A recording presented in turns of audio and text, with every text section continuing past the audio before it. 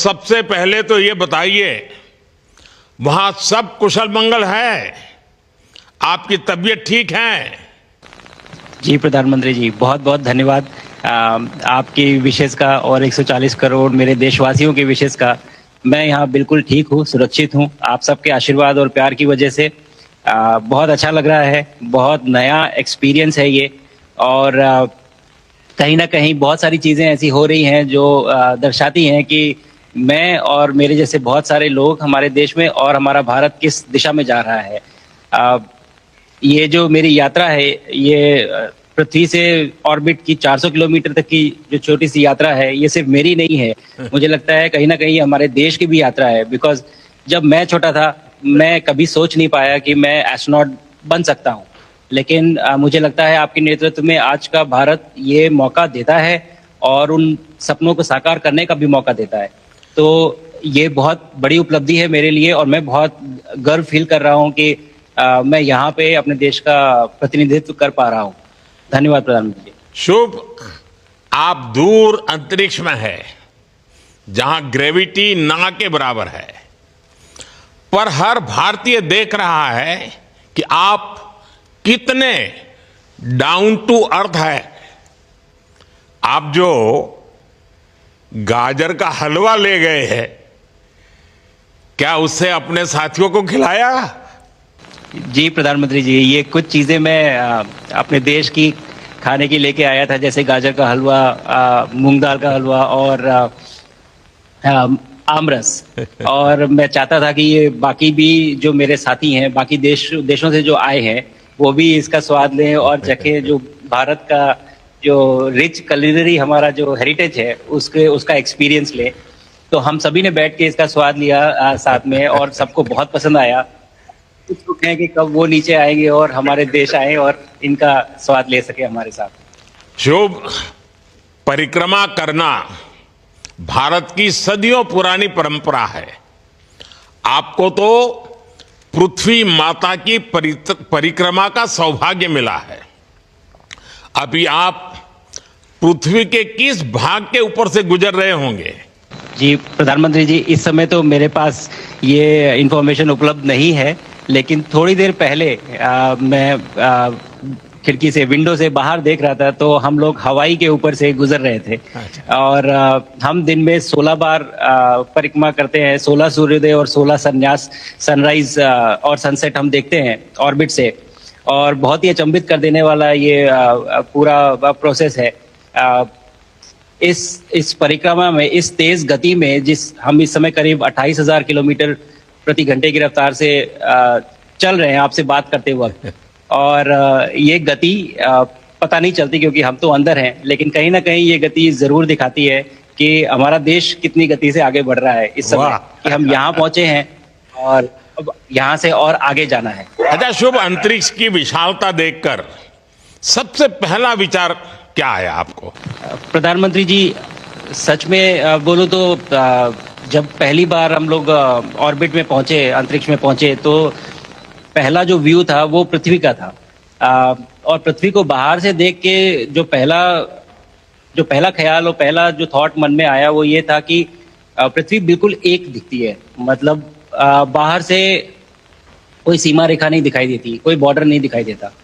और दूसरी चीज जो बहुत नोटिसेबल थी, जब पहली बार भारत को देखा, तो हम मैप पे पढ़ते हैं भारत को, हम देखते हैं बाकी देशों का आकार कितना बड़ा है, हमारा आकार कैसा है, वो मैप पे देखते हैं। लेकिन वो सही नहीं होता, क्योंकि वो एक हम 3D ऑब्जेक्ट को 2D यानी पेपर पे हम उतारते हैं। भारत सच में बहुत भव्य दिखता है, बहुत बड़ा दिखता है। जितना हम मैप पे देखते हैं उससे कहीं ज्यादा बड़ा। और जो वननेस की फीलिंग है, पृथ्वी की वननेस की फीलिंग है, जो हमारा भी मोटो है कि अनेकता में एकता, वो बिल्कुल उसका महत्व ऐसा समझ में आता है बाहर से देखने में कि लगता है कि कोई बॉर्डर एग्जिस्ट ही नहीं करता, कोई राज्य नहीं एग्जिस्ट करता, कंट्रीज नहीं एग्जिस्ट करती। फाइनली हम सब ह्यूमैनिटी का पार्ट है, और अर्थ हमारा एक घर है, और हम सब के सब उसके सिटीजन्स हैं। शुभांशु, स्पेस स्टेशन पर जाने वाले आप पहले भारतीय हैं।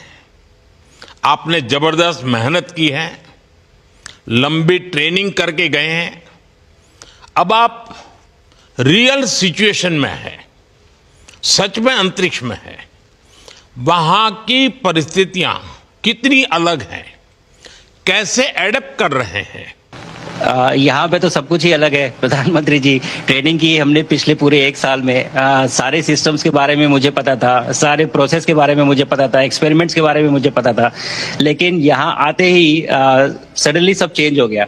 बिकॉज हमारे शरीर को ग्रेविटी में रहने की इतनी आदत हो जाती है कि हर एक चीज उससे डिसाइड होती है।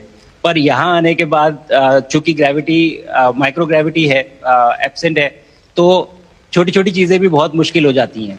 अभी आपसे बात करते वक्त मैंने अपने पैरों को बांध रखा है, नहीं तो मैं ऊपर चला जाऊंगा। और माइक को भी जैसे छोटी छोटी चीजें हैं, इसको छोड़ के दूं तो भी ये ऐसे फ्लोट करता रहता है। पानी पीना, पैदल चलना, सोना बहुत बड़ा चैलेंज है। आप छत पे सो सकते हैं, आप दीवारों पे सो सकते हैं, आप जमीन पे सो सकते हैं।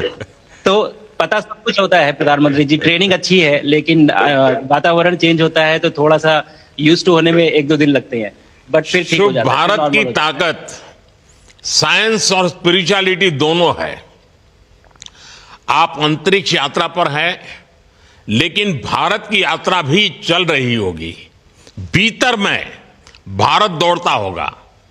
क्या उस माहौल में मेडिटेशन और माइंडफुलनेस का लाभ भी मिलता है क्या? जी प्रधानमंत्री जी, मैं बिल्कुल सहमत हूँ। मैं कहीं ना कहीं ये मानता हूँ कि भारत ऑलरेडी दौड़ रहा है, और ये मिशन तो केवल एक पहली सीढ़ी है उस एक बड़ी दौड़ का। और हम जरूर आगे पहुंच रहे हैं, और अंतरिक्ष में हमारे खुद के स्टेशन भी होंगे और बहुत सारे लोग पहुंचेंगे। और माइंडफुलनेस का भी बहुत फर्क पड़ता है। बहुत सारी सिचुएशंस ऐसी होती हैं नॉर्मल ट्रेनिंग के दौरान भी या फिर लॉन्च के दौरान भी, जो बहुत स्ट्रेसफुल होती हैं, और माइंडफुलनेस से आप अपने आप को उन सिचुएशंस में शांत रख पाते हैं, और अपने आप को काम रखते हैं, अपने आप को शांत रखते हैं, तो आप अच्छे डिसीजन ले पाते हैं। कहते हैं कि दौड़ते हुए भोजन कोई भी नहीं कर सकता, तो जितना आप शांत रहेंगे उतना ही अच्छे से आप डिसीजन ले पाएंगे। तो आई थिंक माइंडफुलनेस का बहुत इंपॉर्टेंट रोल होता है इन चीज़ों में।